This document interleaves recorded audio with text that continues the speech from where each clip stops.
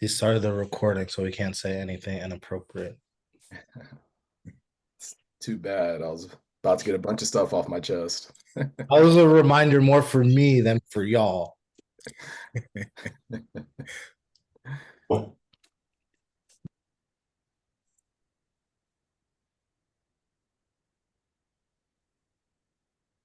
Well, this is random, but you went to UDC, right?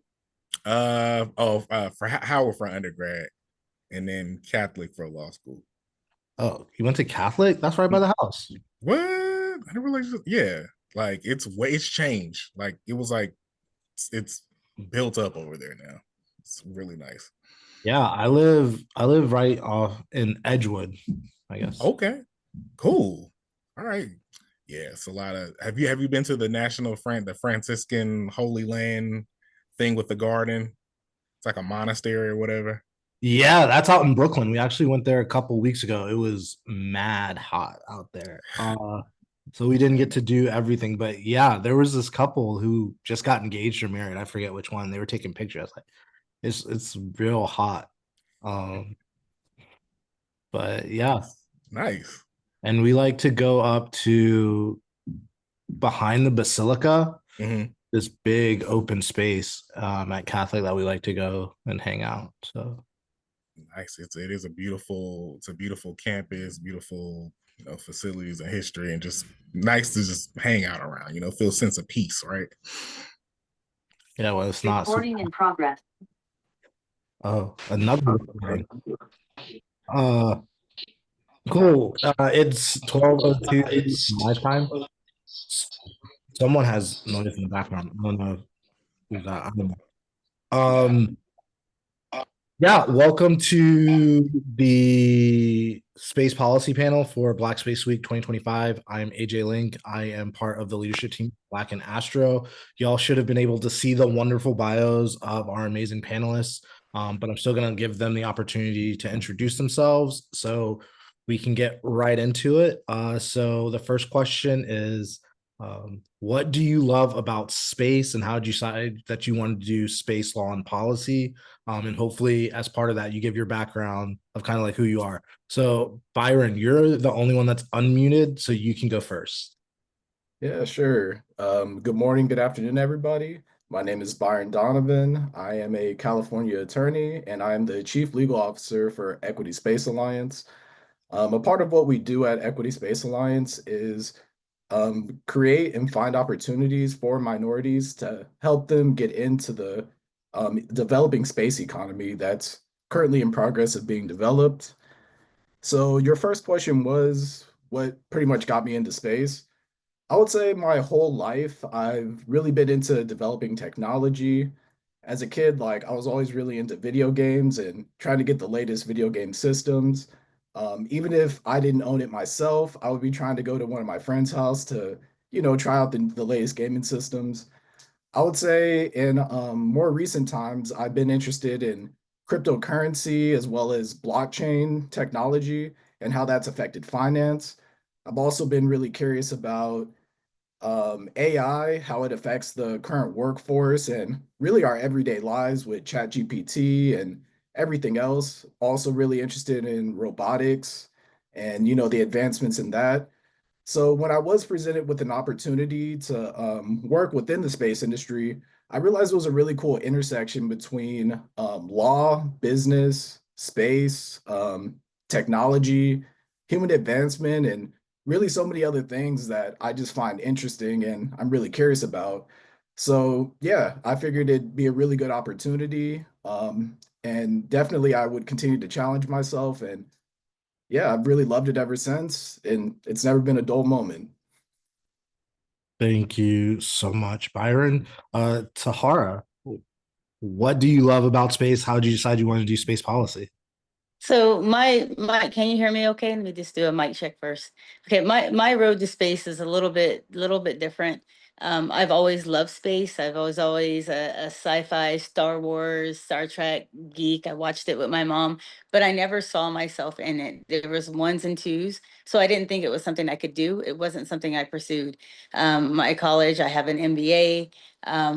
but space was something I totally accidented on. I was working overseas. I lived in a very small, from California as well, Byron, but moved to a really small island in the middle of the Pacific called Kwajalein, where I worked for Department of Army, and I was doing EEO stuff and quality assurance stuff.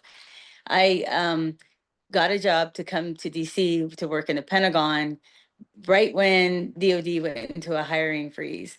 And so while my household goods were being shipped, I had nowhere to go. And so I just started applying for every government job I could. And I stumbled upon a job working for Department of Commerce within NOAA, working for this very small team that did satellite regulations. I got there, you know, it was like, this is not something I'm going to do. I don't want to stay here. You guys know this is a term appointment for me, and I only plan to be here 3 months. I went to my first meeting and I fell in love. I was like, wait a minute, satellites, what are they? I don't know how to spell that, but I like what they're doing. That meeting was dominated by males. There was no females but me in that meeting. But the one thing I noticed is that everyone was aging, and that there was an opportunity. I was 25 at the time, and it's kind of a wrap from there. So, you know, to kind of go into my background and why I love space. Um, I love space again from a kid, but the opportunities of space is still, it's not an infant anymore, but it's definitely a toddler. And so there's so much change that can happen still. You know, it can go one way or it can go another way. So my career has always been in policy, regulatory, well, basically policy and regulatory, but I've been very lucky on the path it's taken. So I've done the regulations for remote sensing. I've done some counterintelligence in space. I was at the White House under the Biden-Harris administration as the chief of staff of the National Space Council. And now after that administration, I'm now at Astroscale as the director of policy. So what I love about it is pretty much everything. I love the opportunities of space. I'm not a technical person, but I can play one on TV. I'm not a legal person, but I can also play one on TV. I'm definitely the words person, the policy person, helping to shape and, you know, and how to make space something to last into the future.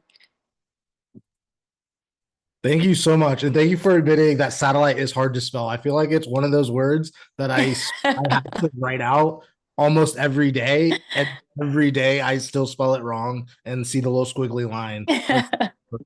I just can't do it. So thank you Yeah. for making it easier for me to admit that. Kamal, what do you know about space and how did you decide you want to do space law and policy?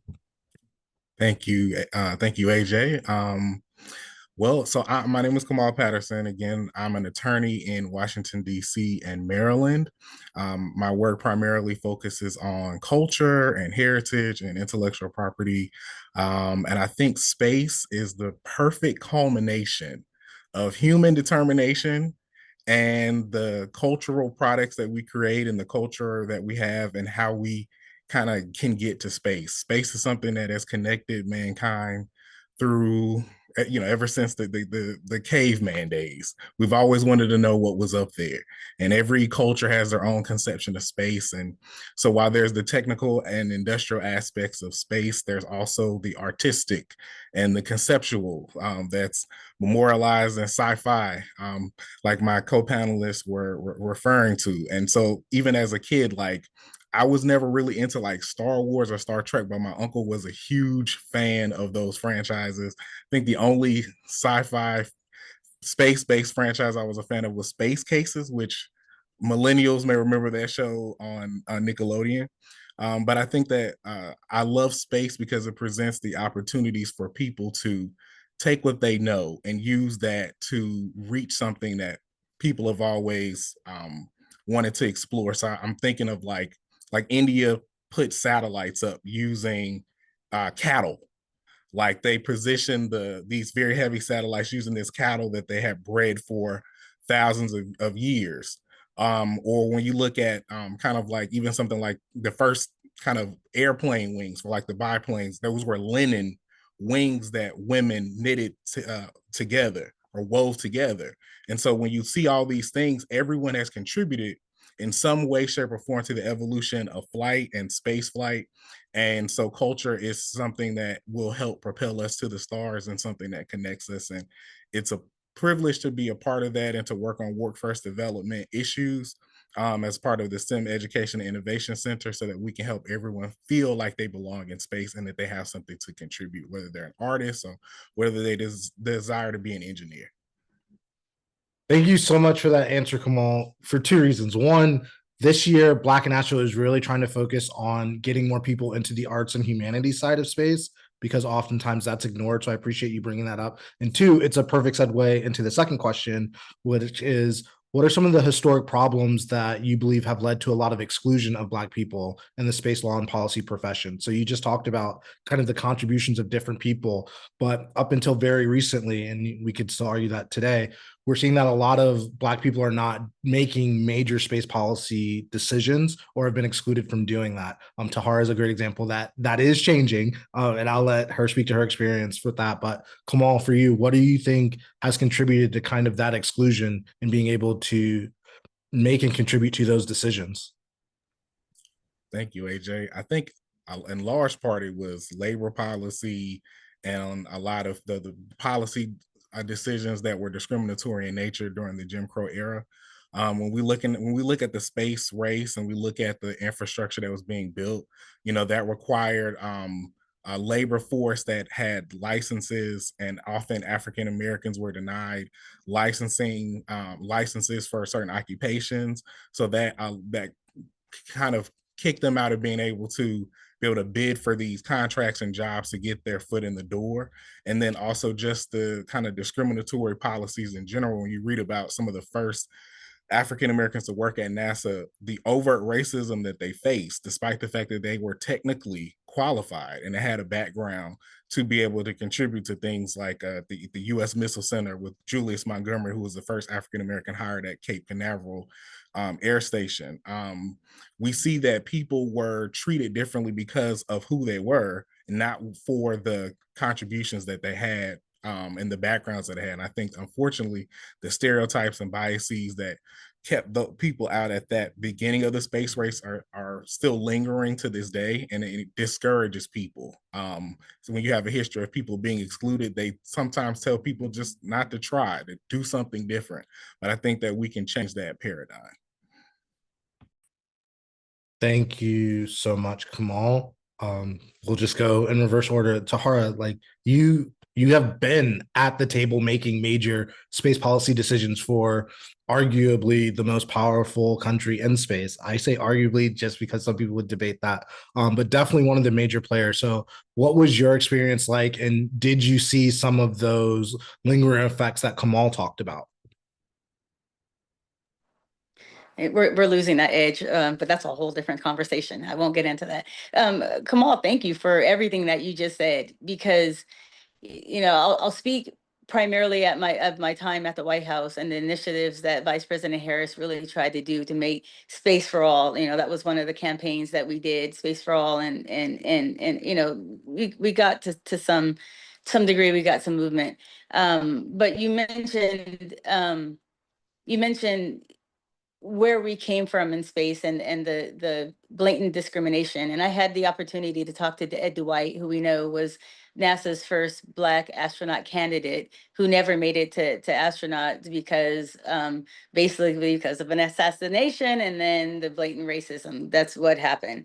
And he was told after he made it into the NASA astronaut candidacy, and then told basically that he was told it was because he was Black. And his story, and he says it, when he says it, and it's funny, but it really makes you think. He was like, they told me I was Black, as if being Black was a discriminator, that I couldn't do it. And I didn't know that I was Black, that I couldn't do it. Like, no one's ever told me I couldn't until that moment. And so, it really makes you think.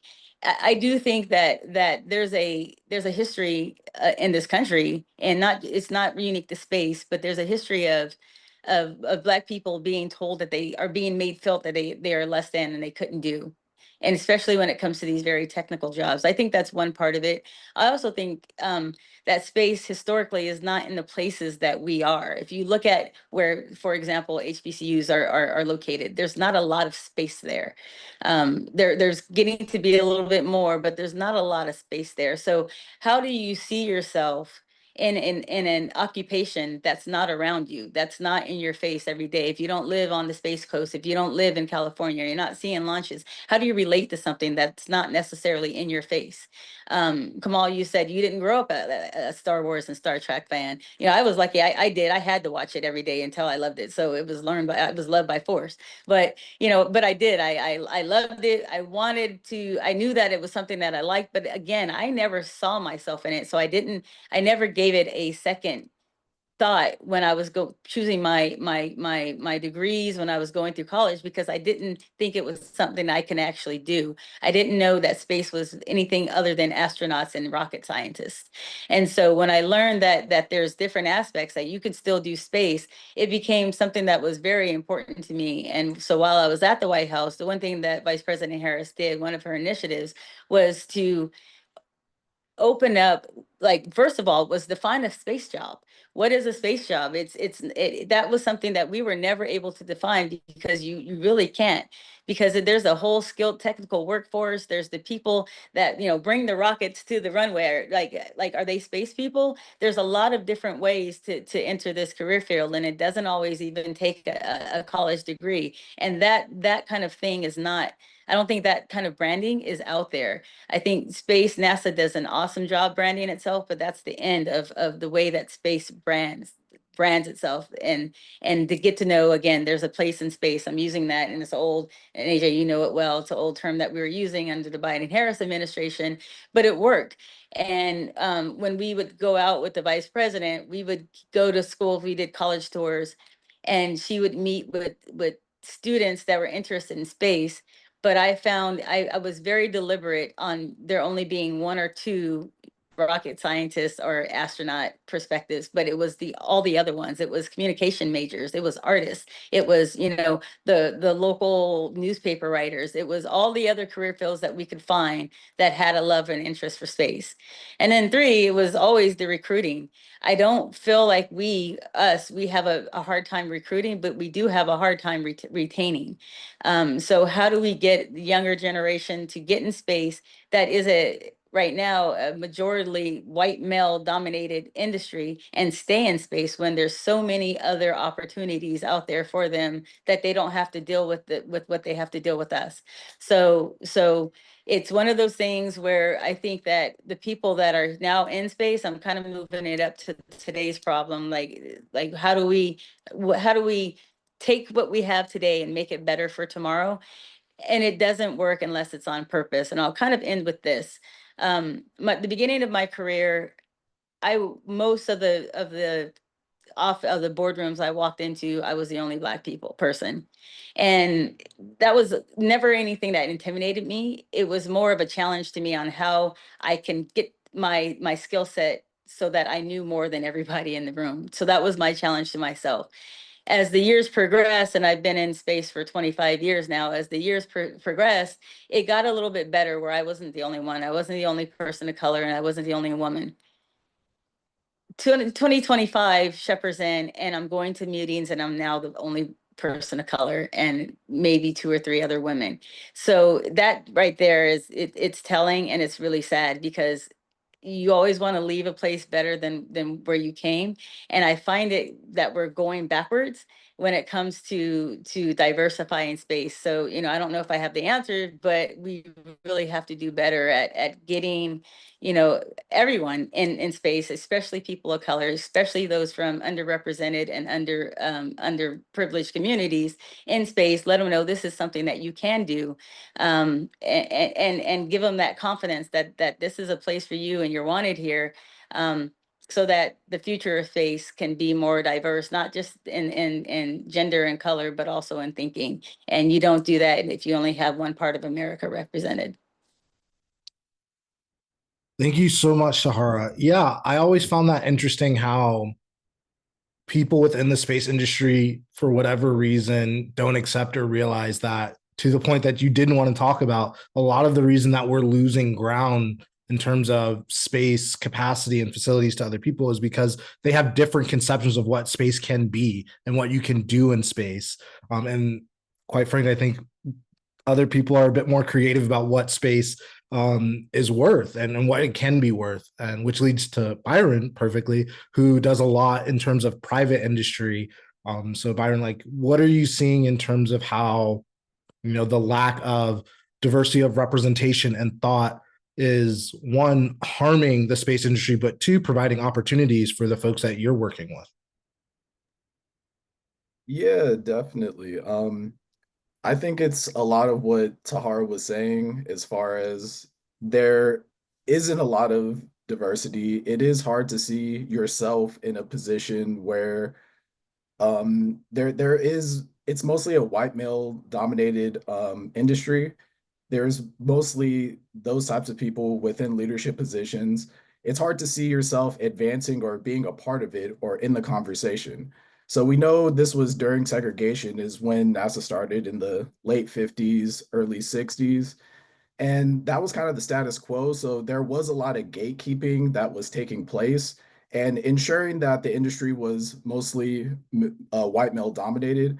But space does affect everybody, and pretty much everybody on this planet can benefit from space as a shared resource. So we do need to continue to encourage the conversation that everybody can benefit from this. Everybody can learn from it. Within the private industry, there is a lot of contracts, SBIRs, federal opportunities. So we should collaborate more, get more diverse thoughts on these contracts rather than having a very narrow, linear way of seeing things and doing things. So the more people we have attacking a problem and looking at it, the more opportunities there are to come up with creative solutions. You know, rather than having just engineers, astronauts, and traditional STEM fields looking at these problems, we should have more artists, environmentalists, people in medical fields that might have a different perspective, different skill sets that can contribute to the problem and look at it in ways that are different and unique. So, yeah, within the private industry, I think it does benefit having those more creative solutions and building teams that are diverse so that we can attack these issues and find creative solutions to them. Thank you.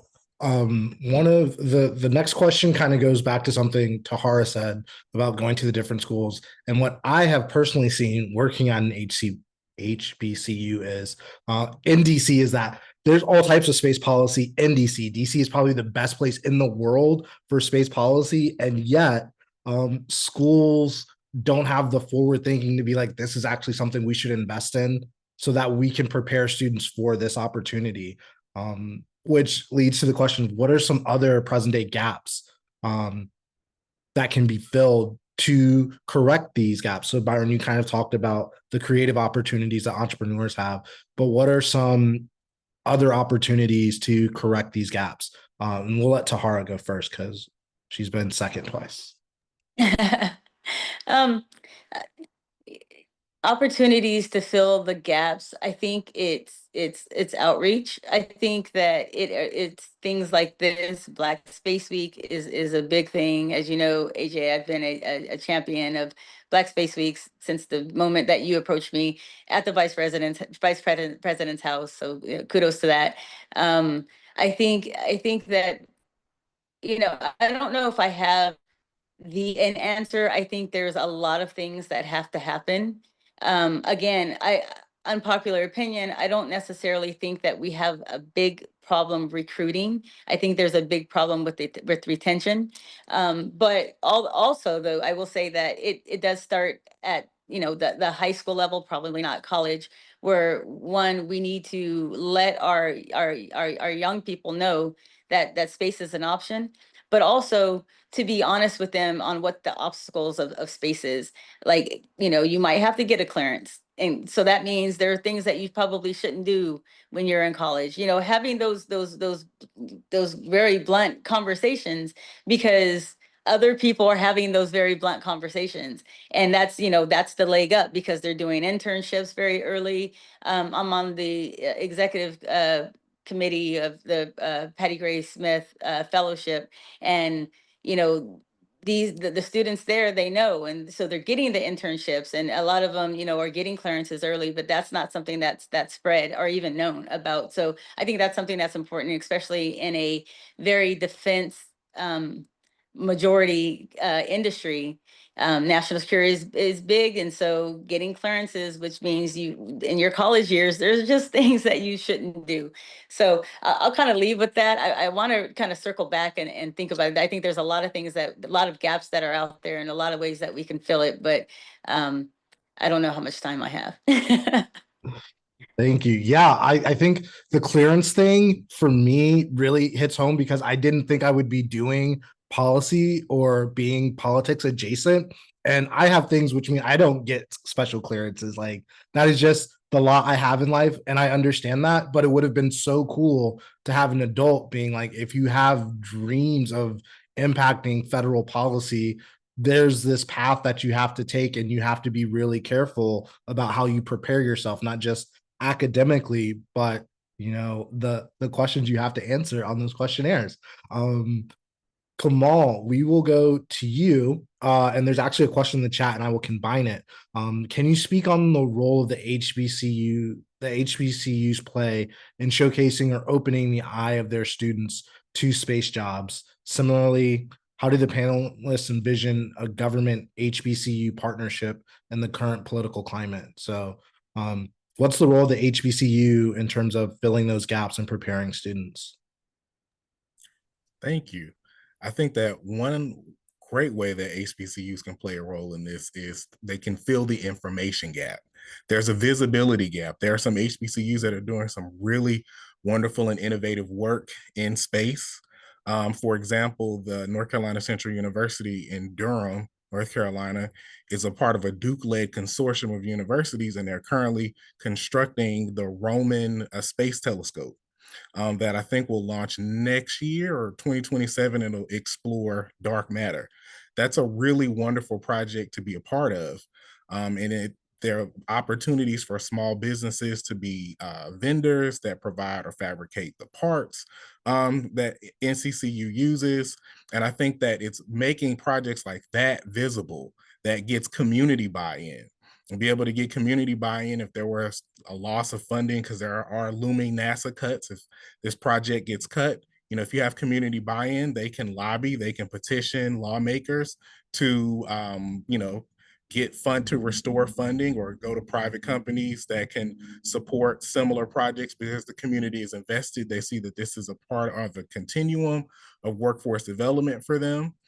So I think that's one way. And then, even the recent Blue Origin launch, that shuttle carried plants from the only HBCU astrobotany lab, which is at Winston-Salem State University. It was a major media event, a major space event for women in space. And I think that just learning that WSSU had plants from their lab and the importance and uniqueness of their relationship with the federal government, to have that and maintain that is impressive. And I think learning more about those projects, putting them in Black media spaces, in general media spaces, helps people to see that this is something that some have invested in, but now they need other stakeholders to develop that foundation and build that house that can fuel the workforce of the future that brings in people from minoritized communities. Thank you. Byron, from your perspective, what can HBCUs do, and to some of the work that you do day to day, how can HBCUs prepare students for that relationship of, going after a government contract, being a prime or being a subcontractor? What can schools do to educate students and make them ready to go as soon as they graduate? No, definitely. I think a big part of it would be fixing the student to workforce pipeline. There are lots of opportunities that HBCUs can pursue. There's SBIRs, there's federal contracts.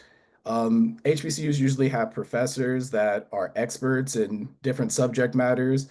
So just having that expertise, posing these questions to students so that they can have an opportunity to ask questions, figure out how maybe their skill sets can be applied to whatever those issues are.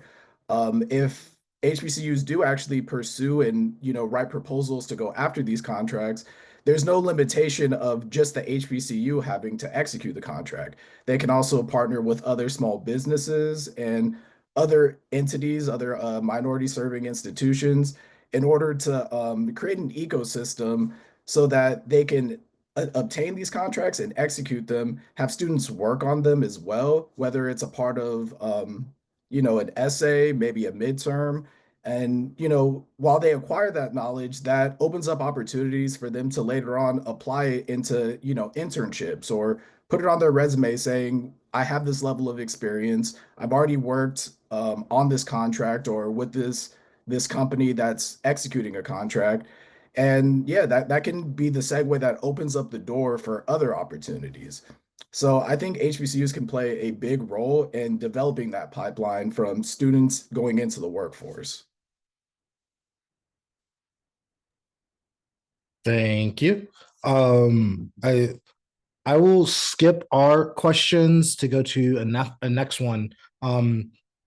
And Byron, we can go right back to you because I think you have good insight to this, and your previous answer kind of talked about what are some of the alternative pathways of getting into the space industry. So not doing astrophysics or planetary science or being an astronaut or even working for the government. You work a lot with private companies, and you've talked about kind of space artists and entrepreneurs and things like that. So what are some more of those alternative pathways?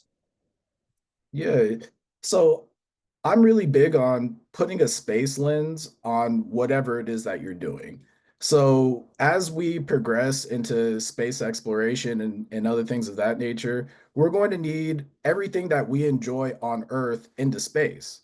So whether that's entertainment, whether that's something as more fundamental as agriculture, we're going to need to understand how to grow plants into space so that we can have food and we can continue to prosper in space.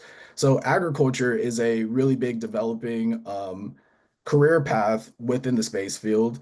I would say also stuff like environmentalists, utilizing satellites to watch climate change. And I know here in on the West Coast, we're having lots of wildfires and things of that nature that's devastating communities, taking lives, causing damage to property. If we took more data from satellites and we had more environmentalists looking through a space lens to combat some of these problems, we might come up with creative solutions for dealing with these things. So, in addition to agriculture, environmentalists, I would also say healthcare professionals. As we're in space, we're going to there's always new information on how space affects the human body, being in zero G gravity. So we need more people that come up with space medicine ideas and ways to combat future issues that might be developed while we're in space. So all these things that we enjoy on Earth, we're gonna have to do in space. So whatever your skill set or things that you're interested are in, put a space lens on it. How can that be applied to space, and how can we take that skill set and solve issues within space, which lead to contracts and making money within the industry? Thank you so much. And I think you kind of answered one of the questions we have in the chat from Michael, which was with the rise of space environmentalist concerns, could more effort and regulation of space on the environment be an avenue to increase diversity? I think like we partially touched on that, but it definitely seems like it would be. Kamal, you have an interesting background in terms of how you're working with students to get them into space. So, what are you seeing and what are you promoting in the work that you do to show students these alternative pathways into the space industry? Thank you. I think that a lot of students are just interested in finding out how they can take their interests, whether they're a hobbyist or an enthusiast, and find some way to bring that to space. And so when we look at things like I look at something maybe like fashion design. I think at the Rhode Island Institute of Technology or school in either New England or in New York City. They actually help to design spacesuits. And so, like, if you're someone who likes to doodle and sketch, there's a way that you can, and you're interested in fashion. Well, designing that next generation of spacesuit or the other apparel, high tech apparel that we'll need to survive and work in space. And so, just kind of meeting students where they are, and showing them that, like Byron was saying, a space lens. There's something that you're interested in. Well, there's something, a need that can be filled by you, to serve these purposes of space exploration or whatever we need in space. It's also just letting kids know that STEAM is important. So those that arts and humanities, if you're interested in science fiction, if you want to write, there's many different pathways. Hone your writing skills. We'll need technical writers, but then also we'll need people who have that creative mindset that can anticipate problems and challenges. People that, so much science fiction that we read or speculative fiction, actually we have real policymakers that look at that, because there are scenarios there that we should consider, whether it's an emergency situation in space or something like a fire breaks out. How do we deal with that? How would humans behave in that situation? So people that do gaming simulations, about how to solve problems, all of those are things that we talk about with kids and encourage them to say, whether you like video games, become a person that creates simulations. And I think that's a way of developing, not only kids' interest or youth interest, but also helping them, showing them that there's a career path that exists, and that skill set can be applied to problems in space. Thank you so much. Come on. I just wanted to let everyone know that Tahara's having some technical issues right now on her end, but she will hopefully be back to join us. I will go to the chat once again. And one of the questions is, what are the chances that contracts and connections to community colleges or trade schools in highly populated Black areas could be made? So I guess, what inroads can we as professionals who work in the industry make in terms of connecting these trade schools and community colleges with the space industry? Or I guess, what should we be doing? What could we do? And I'll open that up to either one of you. Yeah, I could just start briefly. I think really showing the importance of people's interest in it, really understanding that it is something that we are heading to. I think most educational institutions, it benefits them to go to where the ball is going and position yourselves there. So technology, it's happening very rapidly. We're making lots of advancements very quickly. So like encouraging institutions to really be aware of some of these changes within the space industry that's happening, that's going to, once they know that students are interested in that, they're going to start to create more conversations, more classes, and things of that nature. From there, they can also let these institutions know that, hey, there are opportunities that we can partner with small businesses, with governments, and actually go after these contracts. And it not only benefits the students, the institutions can start making more revenue from enjoying these opportunities. So really showcasing the benefits for both of the students and the institution would really help create those stimulate those conversations and really show the benefits for the faculty. Thank you. Kamal? I think that one way that, we can kind of bring everyone together, the community colleges and the space industry, I think there's that middleman there, which is the legislatures, right? Um, we need to start looking at which jobs can be performed without a degree at all. And then also, what are the licensing requirements? There's one thing that, places like Florida have been looking at, which is, in Maryland, a few others, is, licensing requirements, occupational licensing reform. There might be some things there that might not necessarily require, all these hours of training plus the certification process. What ways can we lower the barriers to entry? The current EEOC administration is looking at lowering barriers to entry as a way of addressing discrimination.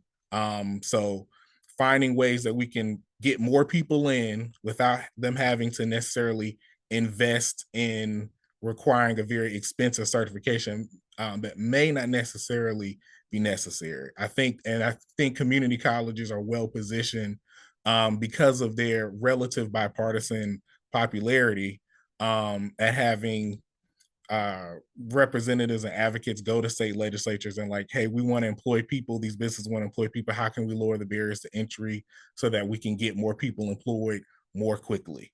And I think showing the rate of success and where these students can, reduce their costs of overall tuition to get into these jobs, I think that ultimately benefits these community colleges because they will start to have more enrollees because they know that the pipeline to get into these jobs has been is clear. There's nothing clogging up, and it's easier for them to get into decent and well-paying jobs. Thank you so much. Another question, it says it's a provocative question. I don't necessarily think it is, but for students, mostly master students or PhD bound students, do the panelists see that they should get a job as postdocs or professors at PWIs or Black serving institutions to have a larger impact in promoting their own work as well as having bigger impact on shaping the future of the Black space workforce? I think that's kind of an age-old question for every industry and profession, but should more Black academics and professionals in the space arenas be going to PWIs instead of HBCUs or the reverse? I know that for me, the opportunity to work at an HBCU has been amazing, but I had to create that opportunity because a lot of the HBCUs weren't really thinking about space law when I was out saying like you should be doing that. They didn't have the opportunity. I had to create it for myself. That's just a personal story. But Tahara looks like she's back. If you want to answer that, please feel free. Also, if you want to incorporate any of the other questions, please also feel free.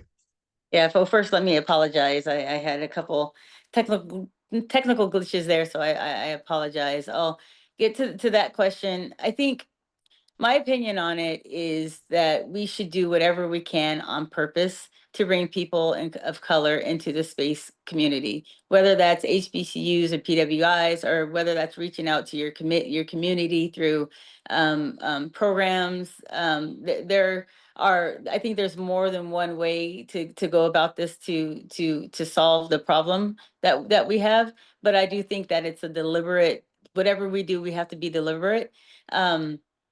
So I guess I don't think that it has to be go to HBCUs, but I also do think that HBCUs are a good resource. I've been to a lot of HBCUs, and again, I'll talk about my experience at the White House with the vice president, and we were doing college tours. It was actually harder to find young undergrads interested in a space job at the HBCUs than there were to find young undergrads of color at primarily white schools that were interested in space jobs. So I think AJ, you hit on something there that, if there are some space related fields, it's mostly in engineering. It's definitely not that common to be in something like policy or law. But I will say space law is not something that you'll find at every school at all. It's a newer, I think, field in universities. It's growing in popularity, but it's not something that's out there where you can just, any school you go to, you're gonna get it. So it's even less at the HBCUs. So I guess the answer to my question is yes, if that's something that you're able to do. But if it's not something that you're able to do, if you live in a city that doesn't have an HBCU, then do something else. But bring someone else of color up. I think that's something for me that I've implemented in the last 5 years of my career to make sure that I'm reaching back to people of color to let them know, you have a choice, and if this is something that you're interested in, there are the pathways. There are pathways for you to get into this industry. Thank you so much. Were there any other questions you wanted to circle back to, or You good? No, I'm good. I don't want to draw us backwards. If anyone has a specific question for me on any of that, I don't want to. I think we've made a lot of progress. So, and I think both my co-panelists answered both questions very thoroughly. Or I think there's three questions, but very thoroughly. Cool. Byron, yeah. I just lost the question because I moved it over, but I think it was, should you circle back to HBCUs as a professional, go to PWIs? Yeah, I think that even at PWIs, there are minorities that are there. So if you do choose to be a professor or any faculty member in a position of leadership at any of these institutions, you just being there and being active and seen, it's very motivating. I know for me, when I went to law school, there wasn't very many Black faculty members, and the few that there were, I gravitated towards them. It made me feel a lot more welcomed, just I enjoyed their presence so much more. So even if they are at PWIs, yes, there is a place where you can do good work and help other minorities while you're there. I think whether you're at an HBCU or you choose a PWI, you should try to interact with both things. Don't ever limit yourself. You should try to, do panels at, HBCUs if they are available. Maybe do part-time, be an adjunct professor and also promote your work there. So never limit yourself, even if you're at one type of institution, there's ways that you can affect minorities in a positive way. And yeah, you should continue being intentional about doing the good work, kind of like how Tahara said. Amazing. Kamal. Um, I think that um, I'm a big advocate for partnerships. And so partnerships, whether if you are a person of color at an HBCU or at a PWI, I think reaching out and offering your expertise and your time to bring resources together, resources to share between HBCUs and PWIs, I think it can be a dynamic partnership, like the NCCU Space Telescope project I referenced earlier. That's a part of, they're doing that in partnership as with the Duke University led consortium. So the ability to share resources and faculty and share their expertise, I think is something that can be a really good model and a sustainable model for dynamic collaboration. And in this period of university austerity, we have cuts, faculty cuts, cuts at departments, governmental cuts that will affect the ability for institutions to go it alone. Partnerships and the synergy that they can bring is going to be incredibly critical to helping to grow kind of space programs or space involved programs at institutions. And I think that faculty of color can definitely be a linchpin to show the importance of it at both institutions and bring partnerships. If you're a faculty member of color that's at a PWI that has a particular like an incubator or a startup culture, you can actually go to an HBCU and bring that knowledge of startup culture, bring some of your contacts that you may have made that can fund incubators there. Like Winston-Salem State University has a space science and logistics firm that they operate. If you were someone that came from a PWI to WSSU and you have experience in startup culture, you could really do a lot to help advance that firm and create opportunities for it, even back at the institution from which you come. So I think there's a collaboration and using whatever resource you have available and sharing them, regardless of where you end up first or last or first or second, is going to be really critical. Thank you, all of you. I think this conversation is great because we do have a question about specific things that professors can do, professors or professionals who are doing mentorship to better prepare students for a career in space law. So I know earlier we mentioned like telling them about clearances and things like that, but what are some other tangible things? Like Kamal, you talked about partnerships, bringing in your expertise. What should professionals and professors be doing to better prepare students for this career, apart from letting them know that they have the opportunity to have a career in space, making sure they're prepared to go into that career? And anyone can answer that. I'll start. First and foremost, as professionals, we need to mentor. We absolutely need to mentor, and that is the question and on how you mentor, but getting us to commit our time to be mentors, I think is extremely important. Um, there are I think three fundamental things that I tell all my mentees. One is the power of networking, especially in the space community, especially if you're going to be in the DC area. Um, who you know gets you there, what you know keeps you there. So the power of networking, meet the people, keep contacts, especially when I start talking to my young professionals, keep the contacts and reach out. Um, Reach out to me, reach out to others that you meet. That's one thing that's extremely important in this community, because this community is very small, and it's really, the network is just something that's really important. Two is not to get discouraged and don't take the first no. I think it's easy to as I mentioned before, to say, you know what, forget it, I don't need this industry, it's going to be easier over there. This is a really important industry for the future of Earth, in my opinion. Um, so getting discouraged early, there's going to be, I think, hard times in any industry that you go to. There's going to be people that you have to deal with that aren't for you, no matter what industry you're in. Um, but don't just settle for that, and just kind of keep the fight, because it's really rewarding. I feel like this is of course, this is the industry I've been in my whole career, but without that, I think this is a very rewarding industry, because it is, like I said earlier, it's still an infant, and there's so much change that could happen, and we can be a part of it to shepherd in that next generation of space, right? And the next generation of space professionals.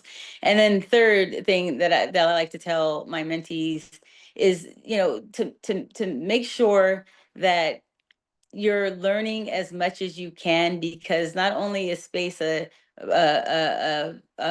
not diverse, but it's also an aging industry. A lot of the professionals have been doing it for years, like myself. And they're looking for who's going to replace them. And so, get with someone and pick their brains, and write the notes, and just absorb as much as you can while you can, because the rate that space professionals, especially in government right now, are just leaving, there's a big knowledge gap. And having the history, especially when it comes to the laws and policies and why this country has done specific things, for policy wise, I'm talking, why we've done some of the things that we've done, is really important in order to shepherd in the right kind of change. So a lot of my mentees do want to go into law and policy, and I think that's something that I stress probably every time that I talk to them, is find out the whys, because there is change that needs to be made in the way that the U.S. Regulates and the policy infrastructure internationally around space, which is just developing. When you start talking novel space, there's not a lot of policy around it, right? But there's reasons for that. Find out why, pick out the holes, and fill them. And so I'll kind of leave off with that. I think those are all great things. And I want to circle back to um, it's it's who you know and what you know. And DC being a small place, like Tahara mentioned this, but when we met, it was not at a space event. It was at a completely different event. And it just so happened, I forget who found out that I did space law, but a bunch of people started saying that. And then Tahara and I were connected.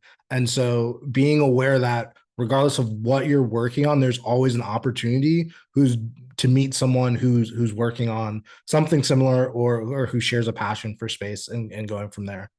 But I will say, and I'm sorry to cut anyone off that was going to speak. AJ, you followed up with me over and over again, which is really Yeah. important. It's that, I that's the didn't want to say that, networking yeah. piece. But that's the networking piece that's important. It's not just one conversation. Oh, they didn't answer me, forget this. It's having that determination. It's being hungry. It's having that grit, and that that work ethic that's going to get you there. It's not just, well, I reached out on LinkedIn and I liked their post and she didn't contact me back. It's more than that. Yeah, I will send several follow-up emails. That is who I am as an individual. Byron or Kamal, what are your thoughts in terms of how professionals and professors can better prepare students for a career in the space industry? Yeah, just to kind of piggyback off of Tahara, I do think information is really important and accurate information as well. Like under our current administration, well, it's been an issue for a while in politics, but there is a lot of misinformation, especially about what policies are and what some of the impacts of them might be. I think professionals, we have a unique perspective where we can see the impact or the likely impact of some of these things and we can speak to it and garner discussion of these issues in a productive and structured way so that students and people that are interested in coming into this industry, they do have a realistic idea of what to expect and how they can pretty much come up with creative solutions to help deal with these issues. But as professionals in this industry, I think we have to give that accurate information and really give them the real deal of what to expect. Kamal.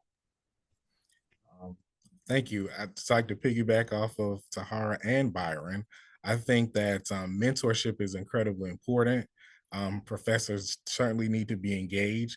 And I think that their networking can bring individuals or bring them into contact with individuals that might be able to speak to their students' aspirations, perhaps in a way that they, as an individual professor with their particular research or work, may not be able to do.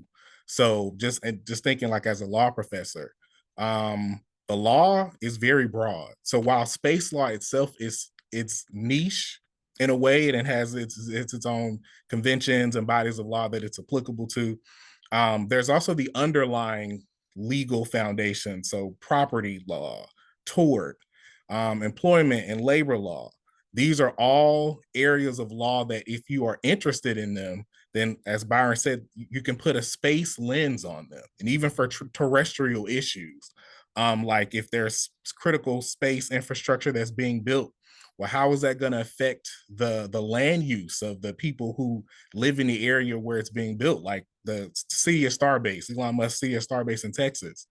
Residents in nearby just got a notice that their existing use of their land, they may have to cease how they use their land. Well, we need people who are property attorneys to be able to help them to vindicate their rights. So the law itself is something that has a lot of depth and breadth, and we need people to be able to address all the various challenges. And if you're a professor, you want to be in community with lawyers and other law professors that can speak to your students' particular aspirations so that they can get that individual career path mentorship so that they can address some of these challenges, many of which will involve space in some way, shape, or form. Yeah, when people ask me what is space law, I simply say it's the law is just outer space and sometimes here on Earth, especially with launches and things like that. I do want to take a moment to read what Ashley said. Ashley is the president and founder of Black In Astro. On behalf of Black In Astro, Dr. Caprice Phillips, who did her defense yesterday. And I thank all of you for being here. We are truly grateful for you, and a huge thank you to Tahara for supporting us during the in-person events. Tahara, we do have something for you and Quincy.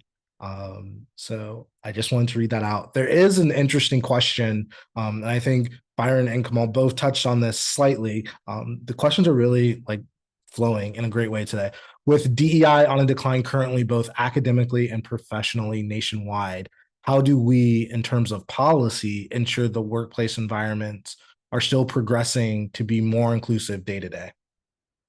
And I will open that up to anyone because I think that's a really hard question, honestly, and I don't have a great answer for it. So if anyone does, please feel free. I don't have a great answer for it either. I think that's a great question to be asking, and it's a great conversation to have, and that's where it starts. It's the conversation with those of us that are in this industry, in this community, on how do we move forward. Because if we don't band together as the professionals and figure out, okay, if one door closes, we need to open three more. And that's what I don't necessarily see happening right now. I see a lot of fear right now, and maybe it's because, you know, it's overwhelming. There's a lot that's coming at us, and it's focused at us. So to answer the question, my non-answer to your question is, let's have that discussion as a community of African American, Black, or people of color professionals in the space community. Let's have that question. I started out, I think I answered my second question when I said that I'm starting to walk into many rooms where I'm the only person of color again. And it literally makes me sad, because this is where I started my career, and to see now, you know, after, you know, how many years I've been in the space industry, that it's reverting back to that, it is literally sad. And I'm sending texts like, I can't believe this. Can you believe this? Like, is this really happening right now? So we've got to have the conversation. We need to figure out the answer. And I don't think that we have yet. Yeah, I would just add to that. I know that things are frustrating and difficult. Like when you see the proposed national budget cuts and the projects that those would impact, it's frustrating. I would say, Tahara, with your experience, make them force you out. Like do not give them the easy way of. And I know this is easy to say, right? And we all have lives and loved ones and things like that. But if you can stay in the places where you are, it is so important that you don't just give up and abandon those spaces, because there are people who are looking for you in them. So AJ, I have I agree with you, the premise, but I have a slightly different opinion. So I did leave the government. Um, so of course my I opinion is a wasn't little bit talking different. about that. I wasn't coming for you at all. That's not what I was saying. I did leave the government, and it was more because, you know, I knew, and I left right before inauguration. I left in December. But for me, there was writing that was on the walls. I served in the government through the first Trump administration, and there were things that just didn't mesh with my morals and values that I couldn't do again.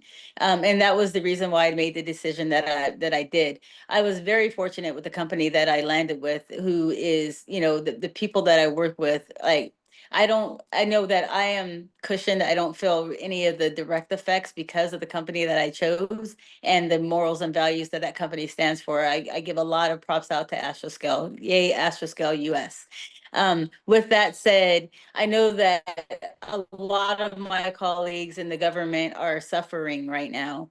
A lot of them have been thrown out, especially the ones of color. There's been a lot of just movement, and I sympathize and empathize because this is happening all at once. So how do you find a job when everyone's looking for a job and space is a small industry?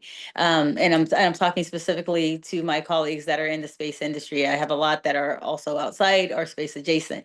Um, so I feel like you have to stay true to your morals and values. And if you're in a job where the mission or the culture has changed so dramatically that you can no longer look at yourself in the mirror while you're doing what, you know, your boss is telling you to do, then I do say that life is about choices, and we spend too many hours at work to be unhappy. Um, and and you can still fight from the outside, but even though if you leave that job, it doesn't mean that you don't continue to fight. And that's something that's been extremely important to me as I move forward, is that the things that we started under the Biden-Harris administration, specifically on diversity, specifically in space, that I am able to keep going at it from an industry perspective versus a government perspective. Thank you. I was not coming for you at all. I know. Wasn't my intention. Byron or Kamal, thoughts or suggestions? Yeah, so I know lots of federal judges have blocked a lot of these or the anti-DEI initiatives from the Trump administration. They've been citing that a lot of them are kind of vague and unclear. Like it's not very clear what illegal DEI really is. There's also like First Amendment challenges that this is really harping on free speech, and it's limiting people's ability to speak on these issues of diversity, equity, and inclusion. So there are things that are being done to combat what I think most people would agree is just kind of wrong. But a lot of the effects of him implementing these policies has already happened. Lots of companies are dropping their DEI initiatives. They are, not wanting to hire people of color. They pretty much don't want to touch anything that even looks black or inclusive or whatever DEI was seeking to remedy in the first place. So a lot of those things are happening, but I think regardless, we have to continue doing the work. I don't think we've ever started doing this because it was easy. We started doing it because it's the right thing to do and it's what uplifts our people. So we have to keep that mindset and continue, I think, pushing through it. I don't think this will last forever. I think this is a point in history that a lot of us will look back on, and the people that were standing and fighting, they will be looked at as heroes and people that push the needle forward and have helped assisted with you know the very unjust things that are happening. So my advice would be to continue pushing through it. Look for creative solutions to combat these issues. We can band together as a people. We are stronger together. We can look to private institutions for support as well. Even if the government's cutting different things, not every company agrees with Trump's policies, and they might be willing to assist in some way, shape, or form if you're able to present to them how it could benefit them and how it can look better into the future. So overall, my advice would be this is, in my opinion, this is temporary. I think the good will eventually prevail. So we have to just keep the fight. We have to keep pushing forward, continue doing the work that is important, and continue helping people, even though it's not easy. Yeah, and I would say personally, I have experienced the companies that are not folding or adhering to the administration's attempted policies are doubling down and saying we are standing on our values, and they're reinvesting and making it clear that DI is not just a corporate, I mean, it's just a corporate thing, but like that they're invested and they're willing to put money behind it. So they're companies that are acquiescing, the companies that are so, but there are a decent amount. It's obviously not the majority who are doubling down and saying these are our values, and we're doing this no matter what. Kamal, did you have anything to add? Thank you. I agree with Byron and Tahara. I think that engagement by lawyers in particular is going to be so critical for us to be able to resist and successfully push back against this.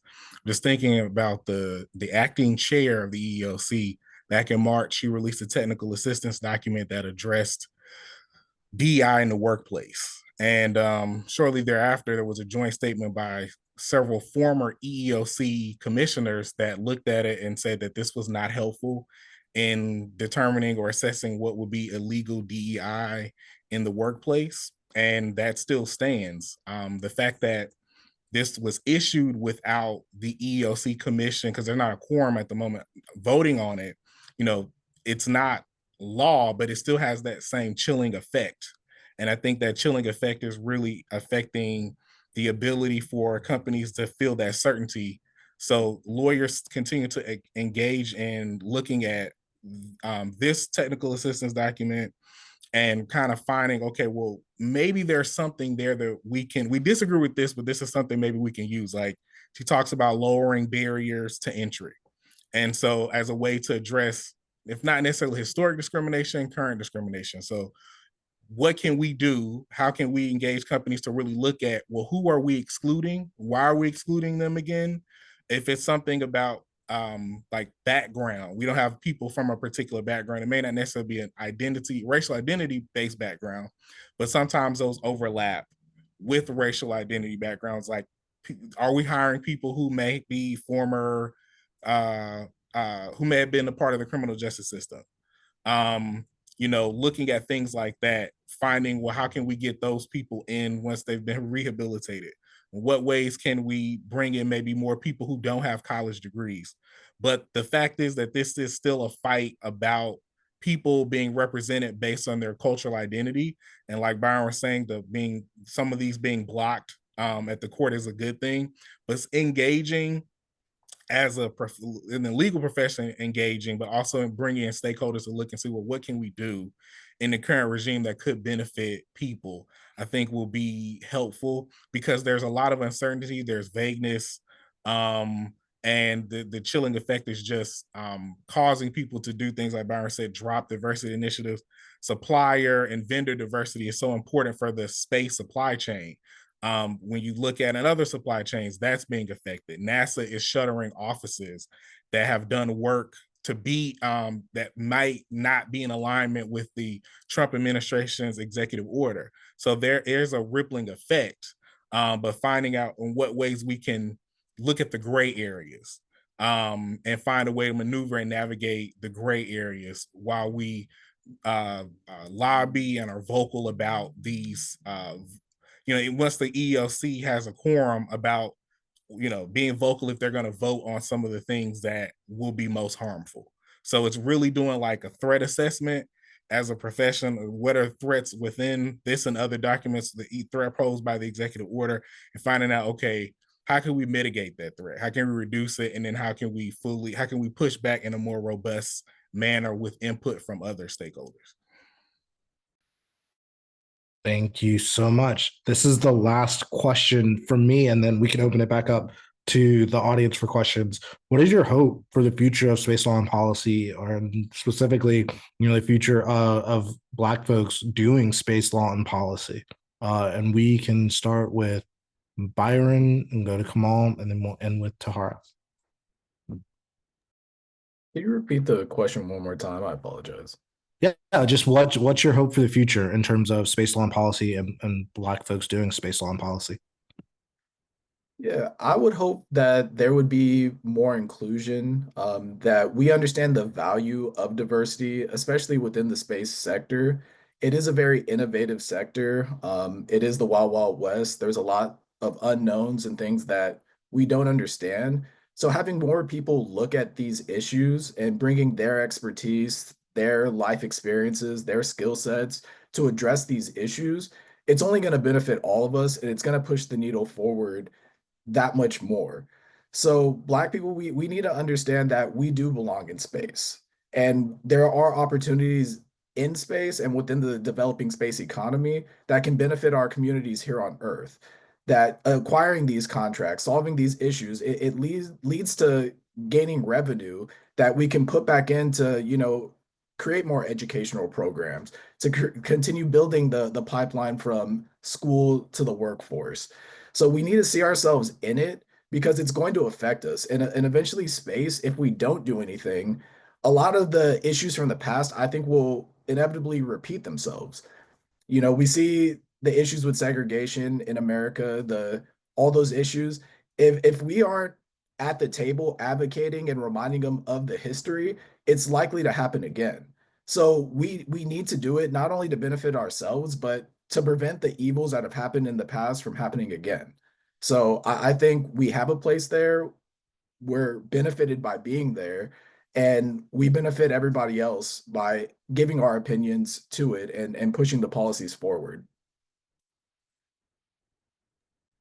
Thank you, Byron. Kamal. I think my hope for space law and policy is that we find more lawyers that are doing the work in communities where the space economy is projected to grow. So there's the overlap between the Black Belt and the Space Coast. And, whether you're in Florida or whether you're in Texas, there are minority communities, African American communities, have been long overlooked by stakeholders like historic preservationists and others.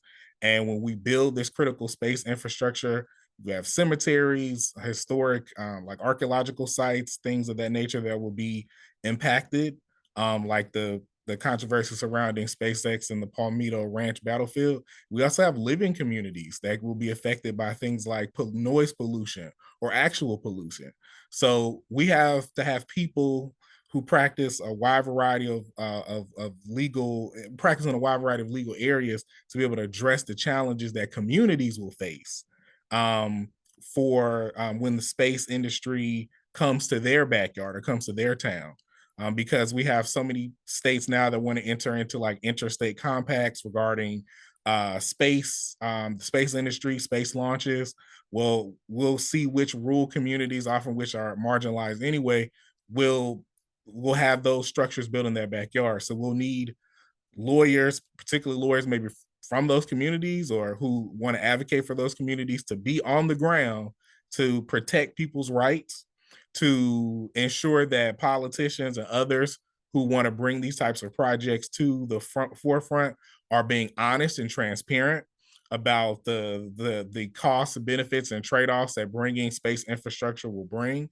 We need lawyers that can help people to file FOIA requests when information is not forthcoming, and also just to kind of help bridge all of the stakeholders and kind of show that everyone has rights, but there's also obligations and responsibilities. And we need to be responsible to each other if we're going to create a sustainable and equitable space industry infrastructure in communities that have been historically marginalized.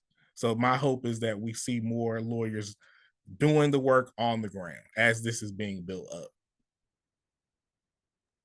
Thank you. And finally, Tahara, what are your hopes for space law and policy? What are your hopes for Black folks doing space law and policy? So those were two great answers, Byron and Kamal. Those are awesome. I don't really know what to say after that, but I guess, my hope is that we're not just present, but we're thriving, we're leading, we're shaping the future of the space domain at every level.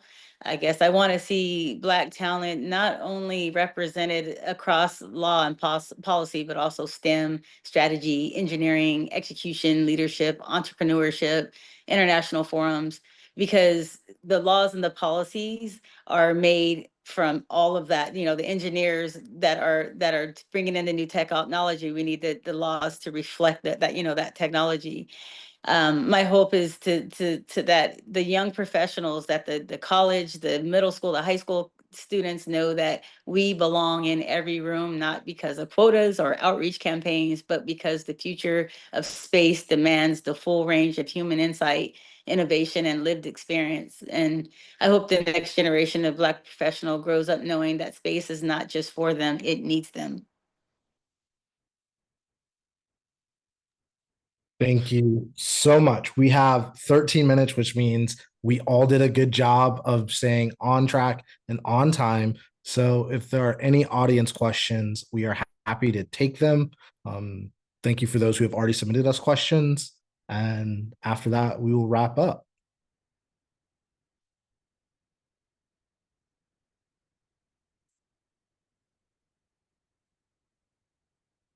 I'll give people time to type or not type.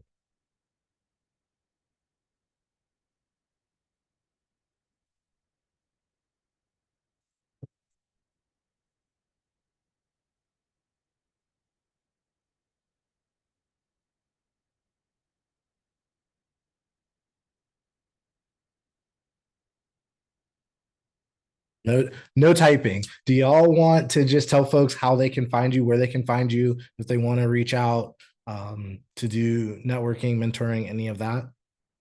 Tahara, please go first. So I am available on LinkedIn, is probably the easiest way to find me. I try to respond to any LinkedIn message that's not selling me something. So if you if you reach out, I will absolutely respond via LinkedIn. Yeah, likewise for me, you could definitely reach me on LinkedIn as well. Also, our website, Equity Space Alliance, we have lots of resources there as well for people who are interested in the developing space economy, people that are interested in trying to understand contracts or the opportunities that are available within the space industry. We have lots of resources there, and also other mentors that are available potentially. So yeah, reach out my LinkedIn or equityspacealliance.com. Thank you. Kamal. like my colleagues, I am also on LinkedIn, and I invite anyone out there to send me a LinkedIn message, and I will definitely reply. And I look forward to building community with you all. Thank you. You can find me on LinkedIn. I'm not as cool or as amazing as the panelists, but for whatever reason you wanted to reach out to me, you can find me there too.